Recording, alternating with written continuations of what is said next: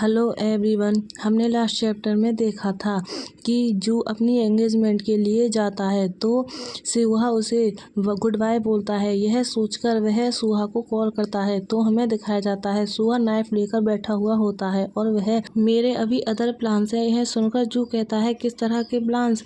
तो सुहा कहता है मैं एक बेहतर जगह पर जाऊंगा। यह सुनकर जू कहता है तुम किस बारे में बात कर रहे हो? तो सुहा कहता है क्या तुम सरप्राइज थे? तो जू घबराते हुए कहता है तुम अभी क्या कर रहे हो? तो सुहा कहता है मैं अपने अंकल को बहुत दुखी करने की तैयारी कर रहा हूँ। यह सुनकर जू शॉक्ड हो जाता है। उसके बाद सुहा कहता है मैं इसके बारे में सोच रहा हूँ, क्या तुम मुझे इस तरह धोखा देंगे? अंकल तुम्हें एंड तक मुझे कोई एक्सपेक्टेशन नहीं रखनी चाहिए। यह सुनकर जू सीरियस होकर फोन की तरफ देखता है। फिर सुहा आगे कहता है वेल मैं जू हेवन की वजह से खुश था। उस टाइम मैंने सोचा कि मुझे खुशी है कि मैं अपने फादर की तरह नहीं मरा। यह बोलकर सुहा हंसने लगता है और फिर आगे कहता है लेकिन हाल ही में मैं सैड फील कर रहा हूँ, इस हद तक कि मैंने सोचा कि अगर मैं अभी मर जाता तो बेहतर होता। यह सुनकर जू चिल्लाते हुए कहता है ली सुहा।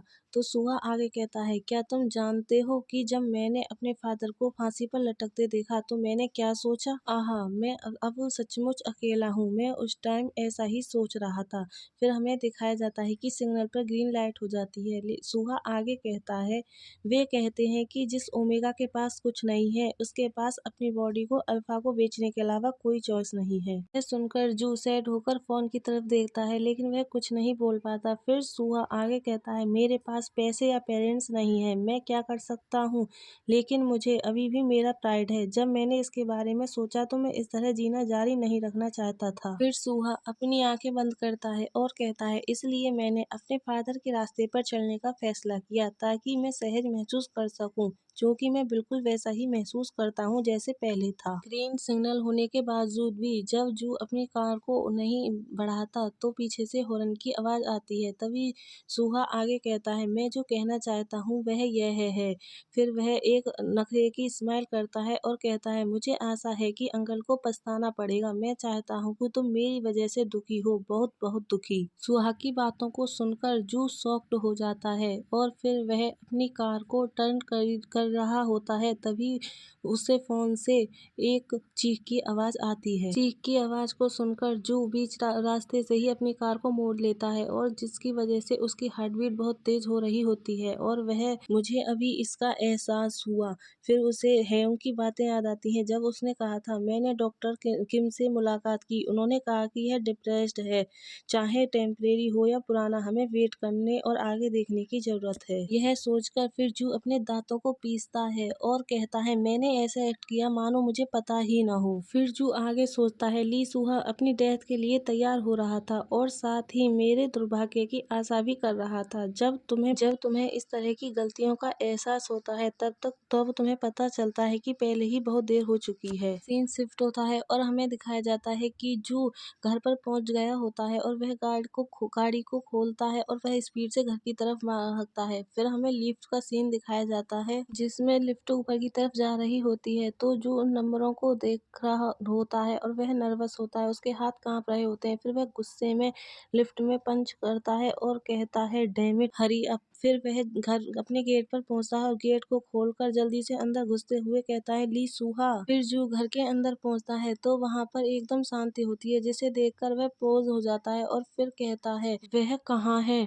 फिर वह अपने नेक पर हाथ रखता है और गुस्से में सोचता है मैं सोच रहा था कि क्या वह फांसी लगाते टाइम मेरा वेलकम करेगा। फिर तभी उसे कुछ रियलाइज होता है और वह सोचता है उसने यह तब कहा था। फिर जू सुहा के रूम का गेट खोलता है और उसे सुहा की वह बात याद आती है, क्या तुमने कभी लटकती हुई लाश देखी है? इसे व्यक्तिगत रूप से देखना और भी अगली है, इसकी स्मेल भी बहुत भयानक है, इसलिए मैं उस तरह नहीं मरना चाहता। फिर जू बाथरूम की तरफ देखता है और सोचता है मैं एक बेहतर जगह पर जा रहा हूँ। सोचकर जू बाथरूम की तरफ जाता है और बाथरूम का गेट खोलता है। जैसे ही जू गेट खोलता है तो उसे बाथटब में ब्लड दिखता है जिसे देखकर जू शॉक्ड हो जाता है और उसकी हार्टबीट तेज हो जाती है। फिर हमें दिखाया जाता है कि बाथटब में सुहा बेहोश लेटा हुआ होता है। फिर सीन शिफ्ट होता है और हमें हॉस्पिटल का सीन दिखाया जाता है जहाँ पर जू बैठा हुआ होता है और वह नर्वस होता है। वहाँ पर डॉक्टर आता है और कहता है हेवन। सुनकर जू खड़े होते हुए कहता है सनवे, सुहा की हालत कैसी है? यह सुनकर डॉक्टर गहरी सांस छोड़ते हुए कहता है उसका बहुत अधिक खून बह रहा था। जब मैंने घाव की कंडीशन देखी तो उसने इसे पूरी तरह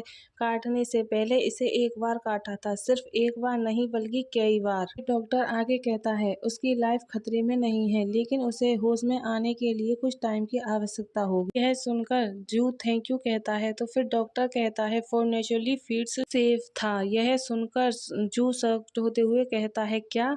जू को इस तरह से सरप्राइज देखकर डॉक्टर कहता है हूँ। फिर जू कहता है सेफ से तुम्हारा क्या मतलब है? उनका डॉक्टर कहता है क्या तुम्हें इसकी जानकारी नहीं थी? तो जू कहता है क्या ऐसा कुछ है जिसके बारे में मुझे जानना आवश्यक है? यह सुनकर डॉक्टर दूसरी तरफ देखते हुए कहता है क्या तुम्हें पता है करंटली में वह एक बेबी को कैरी कर रहा है? यह सुनकर जू गुस्से में कहता है तुम किस बारे में बात कर रहे हो? वह कैसे पॉसिबल है? ये बातों को सुनकर डॉक्टर अपने सर को हिलाता है और कहता है हाँ, ऐसा लगता है जैसे तुम्हें इसकी जानकारी नहीं थी। की बातों को सुनकर जू शॉक्ड हो जाता है और फिर वह सोचता है मेरा एक बच्चा है ली सुहा के साथ। फिर जू गुस्से में चिल्लाते हुए कहता है तुमने कहा था कि यह इम्पॉसिबल है। तो डॉक्टर कहता है सटीक होने के लिए मैंने कहा था कि यह डिफिकल्ट है, ऐसा नहीं है कि यह इम्पॉसिबल था। और हॉनेस्टली कहें तो उसकी सक्सेसफुली बर्थ देने की संभावना कम है। यह सुनकर जू अपने हाथ को क्लेंच करता है। फिर डॉक्टर आगे कहता है इस बात को बहुत अधिक चांस है कि यह इंसिडेंट मिसकैरेज का रीजन बन सकती है। मुझे प्रॉपर एग्जामिनेशन के लिए डिटेल्स प्रसूति डिपार्टमेंट को भेजनी होगी। यह डॉक्टर जू के क्लोज जाता है और कहता है मैं सिर्फ केस में पूछ रहा हूँ, क्या यह बेबी तुम्हारा है? सुनकर जू अपने हाथ को क्लेंच करता है और सोचता है ऑफ कोर्स यह चाइल्ड मेरा है। वो इस तरह सोच में देखकर डॉक्टर उसके हाथ पर टैप टैप करता है और कहता है प्लीज अंदर आए, हम डिटेल्स के बारे में बाद में बात कर सकते हैं। शिफ्ट होता है और हमें दिखाया जाता है कि जू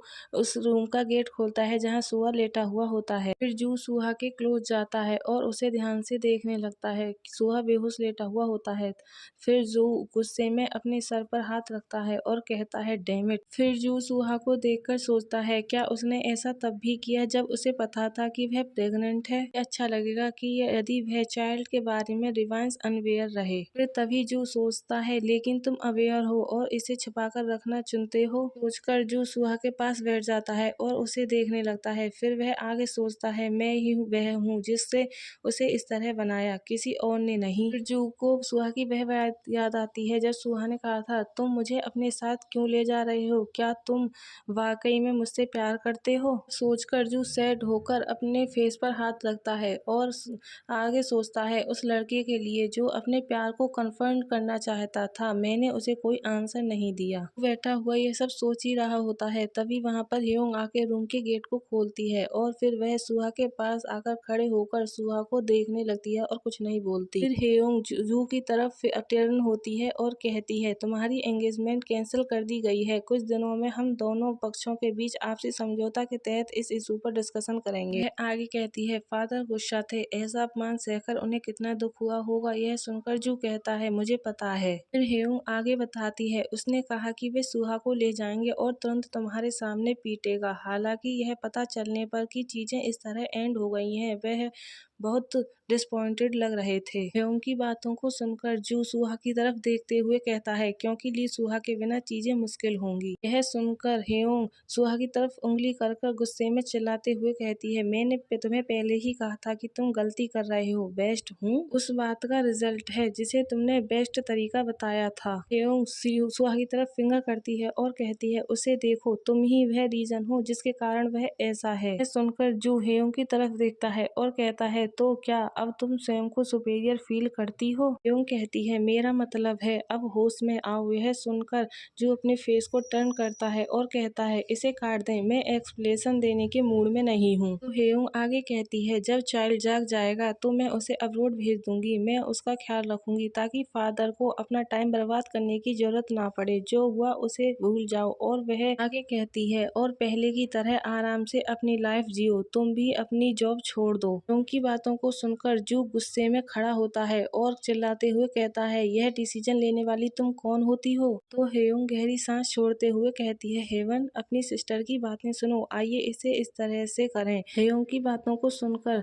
जू जोर जोर से हंसने लगता है और कहता है, वह प्रेग्नेंट है। यह सुनकर हेयोंग सरप्राइज हो जाती है और कहती है, क्या? गाइज, हमारा चैप्टर यहीं लास्ट होता है। आई होप आप सब लोगों को पसंद आया होगा। पसंद आया हो तो लाइक, सब्सक्राइब एंड कमेंट कर